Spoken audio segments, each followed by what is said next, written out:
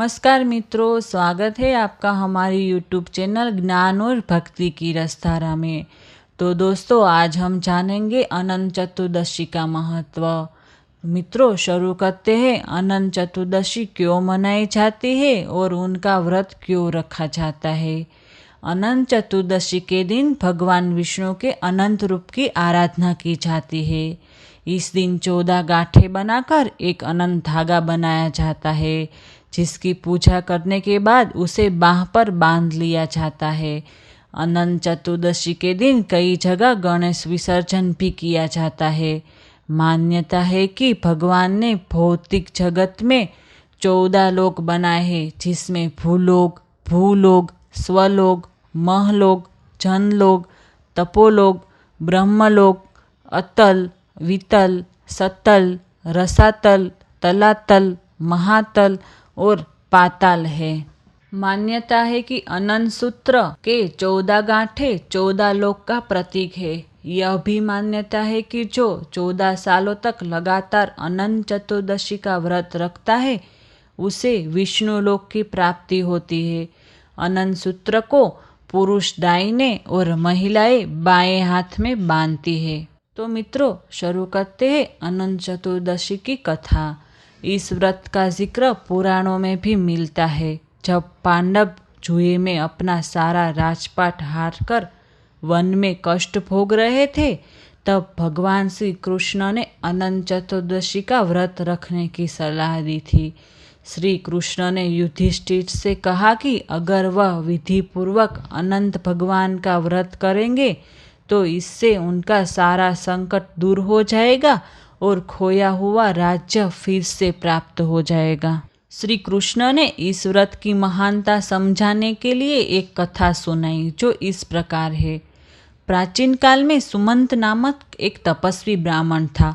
उसकी पत्नी का नाम दीक्षा था और दोनों की एक परम सुंदरी, धर्मपरायण तथा ज्योतिर्मयी कन्या थी, जिसका नाम सुशीला था। सुशीला बड़ी हुई तो उसकी माता दीक्षा की मृत्यु हो गई। पत्नी की मृत्यु के बाद सुमंत ने कर्कशा नामक स्त्री से दूसरा विवाह कर लिया और सुशीला का विवाह ब्राह्मण सुमंत ने कौटिन्य ऋषि के साथ कर दिया। विदाई के समय कर्कशा ने दामाद को कुछ ईंटें और पत्थर के टुकड़े बांध कर दे दिए। कौटिन्य ऋषि अपनी पत्नी को लेकर अपने आश्रम की ओर निकल पड़े। रास्ते में ही शाम ढलने लगी और ऋषि नदी के किनारे संध्या वंदन करने लगे। इसी दौरान सुशीला ने देखा कि बहुत सारी महिलाएं किसी देवता की पूजा कर रही थी। सुशीला ने महिला से पूछा कि वे किसकी पूजा कर रही है। इस पर उन लोगों ने उन्हें भगवान अनंत की पूजा करने और इस दिन उनका व्रत रखने के महत्व के बारे में बताया।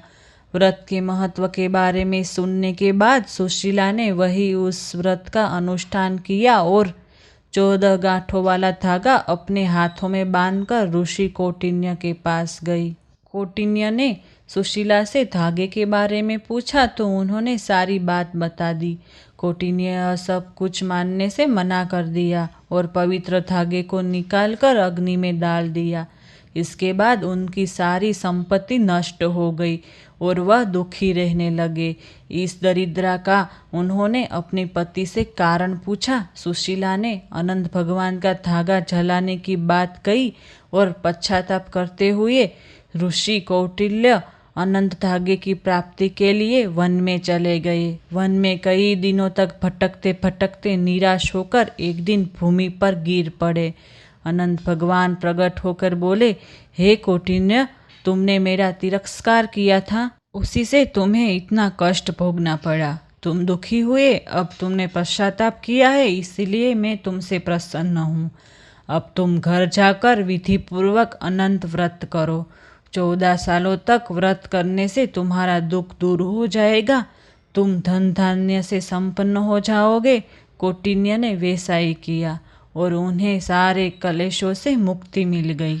भगवान श्री कृष्ण की आज्ञा से युधिष्ठिर ने अनंत भगवान का 14 वर्षों तक विधि पूर्वक व्रत किया। इसके प्रभाव से पांडव महाभारत के युद्ध में विजयी हुए और चिरकाल तक राज्य करते रहे। इसके बाद ही अनंत चतुर्दशी का व्रत प्रचलन में आया। मित्रों, अब जानते हैं अनंत पूजा का शुभ मुहूर्त। यह व्रत भाद्रपद मास में शुक्ल पक्ष की चतुर्दशी तिथि को किया जाता है। इसके लिए चतुर्दशी तिथि सूर्य उदय के पश्चात 2 मुहूर्त में व्याप्त होनी चाहिए। यदि चतुर्दशी तिथि सूर्य उदय के बाद 2 मुहूर्त से पहले ही समाप्त हो जाए तो अनंत चतुर्दशी पिछले दिन मानने का विधान है। इस व्रत की पूजा और मुख्य कर्मकाल दिन के प्रथम भाग में करना शुभ माना जाता है। यदि प्रथम भाग में पूजा करने से चूक जाते हैं तो मध्याह्न में शुरुआती चरण में करना चाहिए। मध्याह्न शुरुआती चरण दिन के सप्तम से नवम मुहूर्त तक होता है। अनंत चतुर्दशी की पूजा विधि कैसे करते हैं वो देखते हैं। अनंत चतुर्दशी व्रत सुबह स्थान आदि नित्य क्रमों से निवृत्त होकर निराहार रहते हुए कलश की स्थापना करें और भगवान विष्णु की तस्वीर सामने रखें। कलश पर कुश से निर्मित अनंत देव की स्थापना की जाती है। इसके आगे कुमकुम, केसर या हल्दी के रंग कर बनाया जाता कच्चे धागे का 14 गांठों वाला अनंत भी रखा जाता है। अगर आप खुद अनंत नहीं बना सकते तो बाजार से खरीद ले आए। इसके बाद अनंत देव की कथा भी सुनी जाती है। मान्यता है कि व्रत रखने के साथ साथ यदि विष्णु सहस्त्र नाम स्तोत्र का पाठ करने वाले की हर मनोकामना पूर्ण होती है। पूजा के अंत में एक बर्तन में सुपारी, दूध और अनंत सूत्र डालकर क्षीर मंथन होता है। इससे बाद आरती की जाती है और अनंत देव का ध्यान करके अनंत सूत्र को पुरुष के दाहिने और स्त्रियों के बाएं हाथ में बांधते हैं। अनंत सूत्र बांधने का मंत्र इस तरह है। अनंत संसार महासमुद्रे मग्न संभयुद्धर वासुदेवम अनंत रूपे विनियोजय सव हृदय सूत्राय नमो नमस्ते। इसके बाद ब्राह्मण को भोजन करवाए और स्वयं प्रसाद ग्रहण करे। तो मित्रों, ये थी अनंत चतुर्दशी की कथा, पूजा का शुभ मुहूर्त, अनंत चतुर्दशी का पूजन विधि और अनंत सूत्र बांधने का मंत्र। तो मित्रों, मुझे उम्मीद है कि आपको यह वीडियो ज़रूर पसंद आया होगा। तो इसे लाइक, शेयर, सब्सक्राइब करना ना भूलें।